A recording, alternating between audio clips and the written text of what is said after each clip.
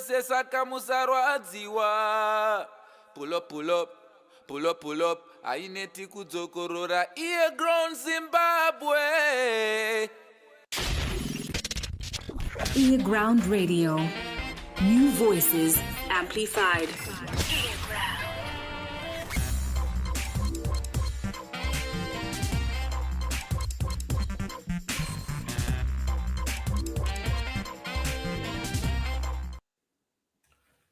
Greetings.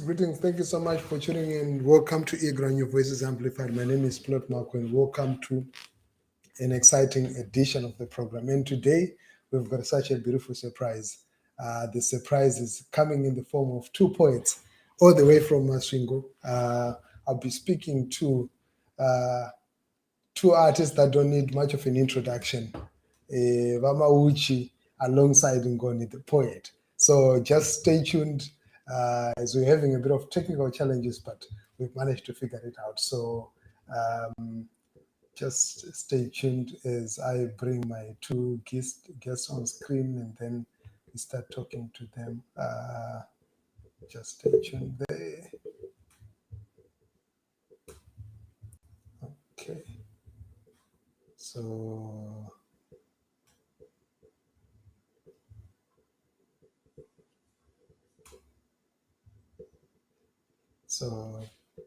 kindly bear with me.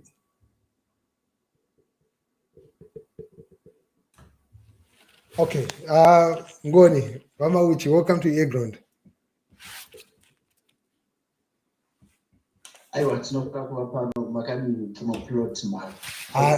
Tinofara zvikuru Mauchi. Tine rombo rakanaka kuwanika paprogram. No, ndinani, ndinofara. It's good to have you on the program. Great. So, tichitanga chirongwa chiri hamuna ndotanga ganitanga na Mauchi. So, tichitanga chirongwa chiri hamuna ndotanga ganitanga hamuna murundidzwa zvakanaka here.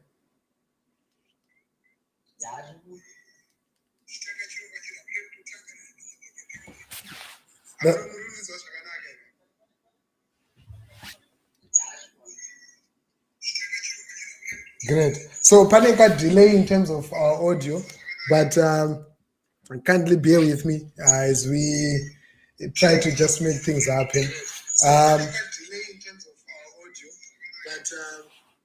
Kindly bear with me as we try to just make things happen.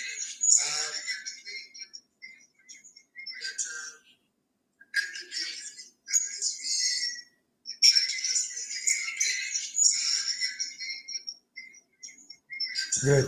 So vama which titaurira kuti rwendo rwakatangira kupi chii chakaita kuti mupinde munyaya dzepoetry. So vama which titaurira kuti rwendo rwakatangira kupi chii chakaita kuti mupinde munyaya dzepoetry. So vama which titaurira TN ndikati ndakadarika pagiraundi ndatambiwa bhora ndikanonga bepa rakanyogwa nechembe yamotika yaabheniamu chikinei yainzi ungano kwatichaoneka neimwe yaam zvarevashi yainzi shasha dzechimbo. Saka ndainakirwa zvikuru netembwe saka bepa iri raitondinetsa kuti ndonamira nesiriri ndaivhara rino. Saka pesa ndariboora bepa riya ndakatoita zvekusungirira mba tichitenderera mba tichiverenga kwese. Kubva ipapo ndakabva ndatanga kunyora netembo rangu rinonzi tsamba yasvondo inosvika. Wow. Ndo detembo renyu rekutanga iroro? Ndo detembo rangu rekutanga iro. Rari gore rarini? 1992. Wow. 1992 makazoputika social media yauya here kana maamutori nezvazvichitoitika makore apfuura? Makore apfuura zvanga zviripo ende vanhu vachingondifarira, asi ndoda kuti social media tinoitenda pakuti yakazouya ichivandudza kuitira kuzikanwa kukurumidza. Zvino kare manje zvaiti tinetsei, noda kuti kwaitwa pamba kana kunyora tsamba kati social media tinoitenda ipapa. Zvinokudzwa. Ndoenda ndichiswitcha. Ngoni, you are also a poet, you are also a producer. Makamirira Masvingo. Where did your journey start? Yes.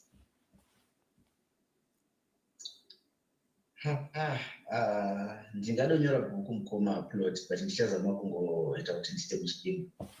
Growing up ndakandiri munhu aifarira maarts zvokuti zvava zviri weird kuti ndisati ndava kana grade 2 ndandatova neseti yezvimadhiramu zvangu zvandaibatidza kuseri kwemba, zvimagitare zvemabhandi chiridza tichidii. Mai vachingoti uri kugona uchigoro chikoro kwaya mapofu aya aizoita taidza kumushanda isusu. Vanorwa mabhendi vaiva ndinda kumba kupedzera ndichidii. Saka zvinhu zvandakakura nazvo zvekuti chero kuparidza chaiko chaiko ndaiva mwana aiparidza zvokudaro kuimba kutobata shoko chaiko ndaito zviri mandiri zvokuti ndikatoti kuti nditi ndakatangira pakati ndinogona kunetseka. But chakamononoka kurealize kuti I'm a poet.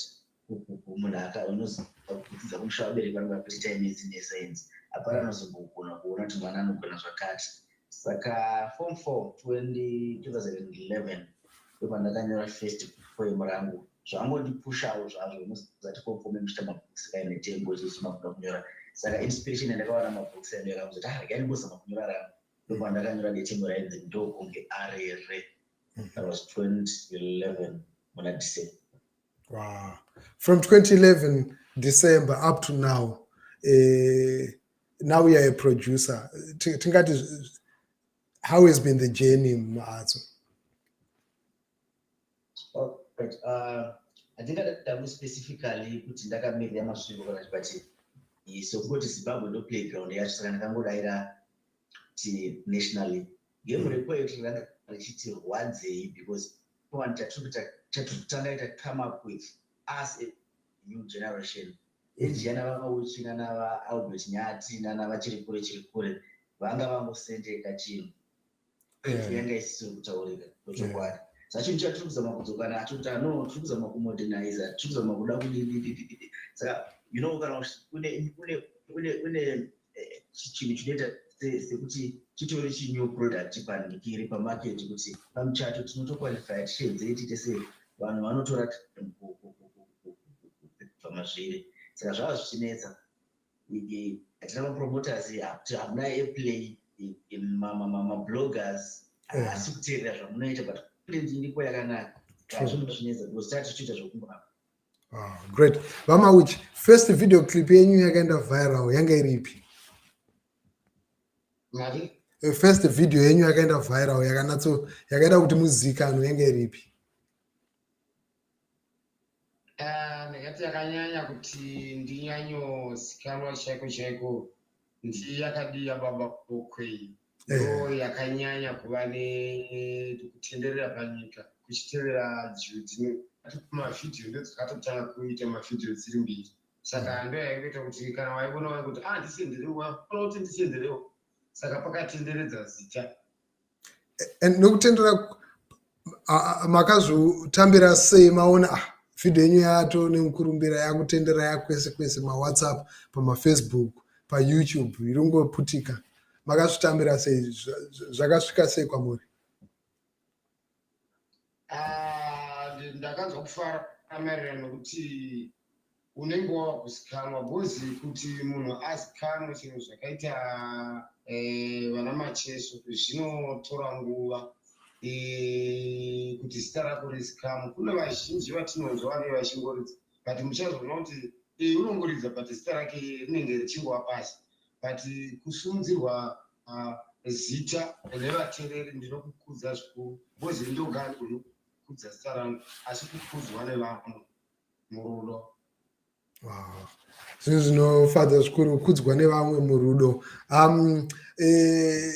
Ndichangoenda ndichidambura interview yedu netunzwisa mbichana mambo ndipo kana kanzwisa kutona natsoziva kuti handava Mauchi chaiwo watinawa, handingoni chaiwo watinayo. Vakangoti ndatora shamwari dzangu ndo dzandangounza paprogramu ndakati ndauya nawo.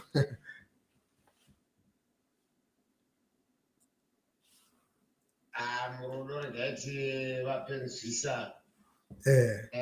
ndingangowapenzisa inonzi isaenda sakadai naipapa isanga zviviti ipapa chitsiro isusu isazotiseverere napasi kwedzi isusu isamukira mumakumbo imi isandikangamati ndikazvikosha kumbosasosipei ndazosiona yesu nepasi chiro isusu pamaisi vangu simusechena sanga songopezuka imhana ndazosikabatika chitsiro isusu asi tikachikonewa tichanodana mwana wasakadai tikachitsvakira pasi kwataraiso watinongani naso nepasi musaza isa asingamboshaikwi ipadiki diki sikava yanga yasinama sangozoti setu sikabuda naipapa inhasi sikabatika singazionera ndingasikatika pamarasha sikuranda gocha awa hasimango hasimadungurungu aditi ndingasibhaza kunozisimutundusiva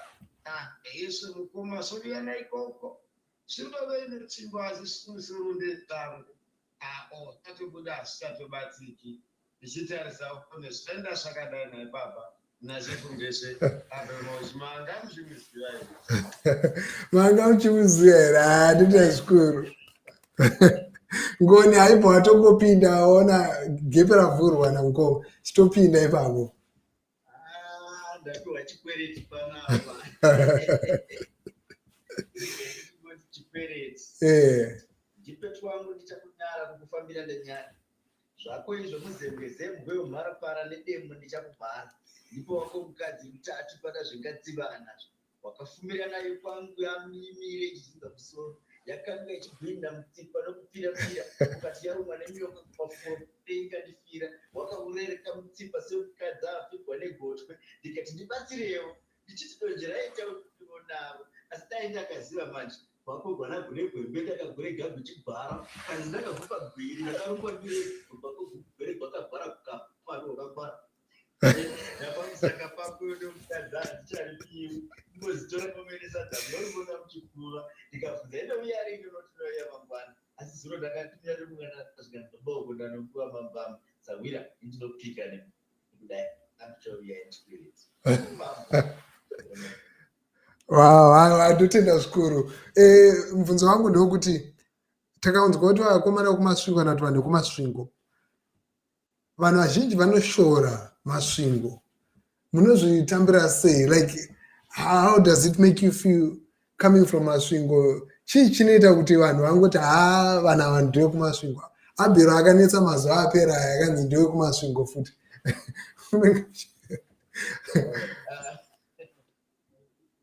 shekundezve anevhora ndiano chinoitika ndechekuti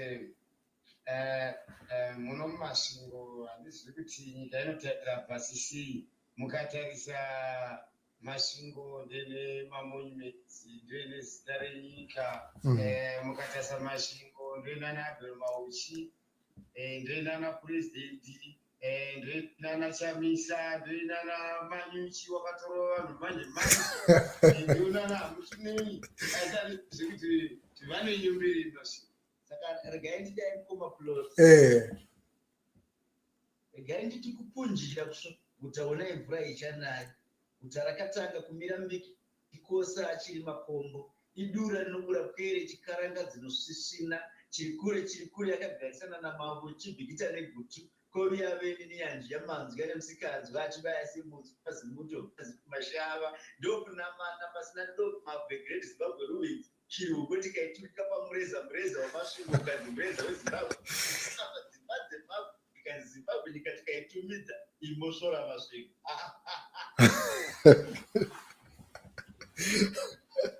aiwa ndotenda zvikuru tisitakatumidza nyika mureza wedu nobva wanzi national flag imosvora masvingo saka nyaya yekuti ane bhora ndiye anenge achogomakiwa masvingo endo inopisa ka ukasvika pakambani nemasvingo ukasvika kumasoja general ndo mumasvingo ukasvika mushoko atori pafrani ndokumasvingo saka ndozvatogomakiwa unonakidza nice but tichitarisa mukana as an artist uri kumasvingo does it need you kuti umuvhe kuenda kuharare kuti zvako zviite kana kuti unokwanisa kutongoita basa rako remaarts uri kumasvingo zvichitofaya?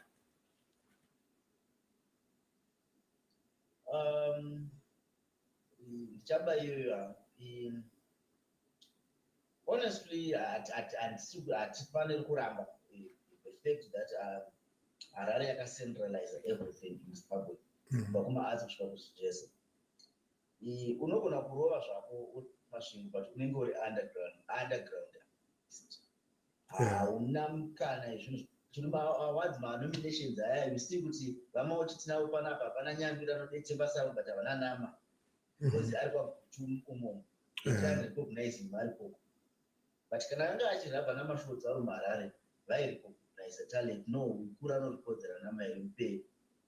Saka kana uri kumasvingo uri ngori underground artist ndime muchinzi upcoming no matter wapedza ground work warova zvese wazvinzi upcoming poet kana kuti upcoming artist. So you don't really need to move kuenda kuHarare, unogona kungofightawo kumasvingo. And I tried fighting kumasvingo apa chimbotifambikei nezvazvinofikei but finally unongozona kuti hatichikure hapana tongotsvaka mari yebhasi woenda kune vamwe. Wow. Vamauchi, chishuwiro chenyu as an artist, chamungati mimi chamunonatsoshuvira, maybe pane ari kuona anofarira zvamunoita, anoda kusupporta your work, or even vari muart sector vanenge vachida kusupporta zvamunoita, chamunoshuvira right now as an artist chii? Ini ndinonyanyoshuwira pakuti maartist achiri kusimukira ngaabatsirwe. Inivo ndinotsvakawo rubatsiro because ini kuart kwangu ndinoita maarts akati wandei. Saka maarts acho ese mazhinji ari kuda support. Kuzidi zvinobatasa kuti tatirarama nenyaya yemitambo, mafunction kana mishato. But nekuda kweCovid muchaona kuti maartisti tanyanya kutsikirirwa pasi zvakanyanya zvekuti kana anga achitova pasi atova wese. Saka tichishuvirawo kuti kune vakasununguka zvokwadi kunyanya batsirai maartisti because maartisti ari pazero zvekuti kana vamwe vanotobatsirikana kana ane rimwe basa ranga aisevenza zvinova zhinji kugatsotasa kuti chipo kazhinji chinongo ushe hwakanyangadera hunongoita pamunhu zvisinei nekuti unonyora nokuverenga kana kuti kudii. Saka munhu iyeye manje muchaona kuti unotarisirwa pasi. Saka tozoti tichikumbira kuti zvokwadi vanobatsira batsirai murudo, musatarisi kuti ndiAbel Mauchi kana kuti ndiani. Wow. Ngoni, chishuwiro chako as an artist?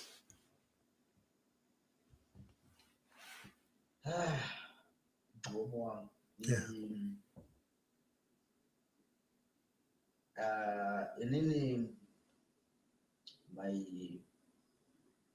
my wish kuonawo poetry seindustry yakurecognizwawo as any other art inoitwa muZimbabwe.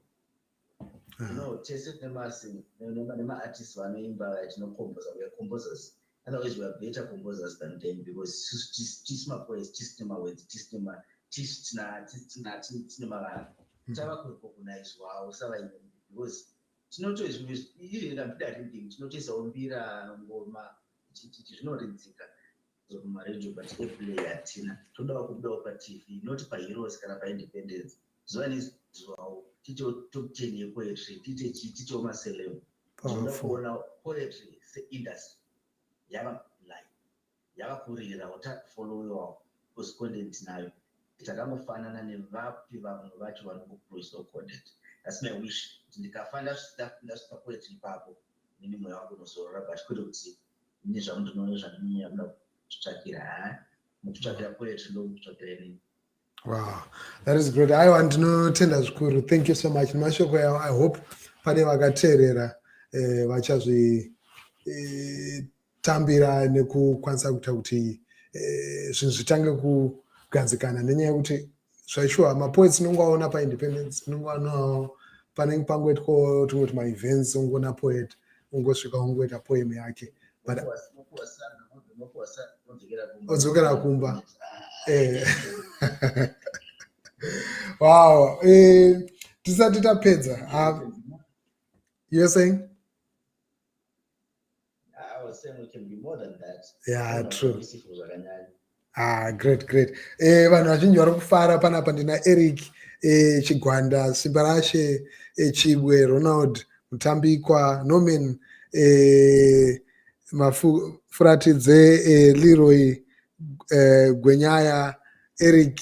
Vari kufara zvisingaite, vari kuona, vari kuti haiwa rambai muchiendera mberi. Keep up the great work.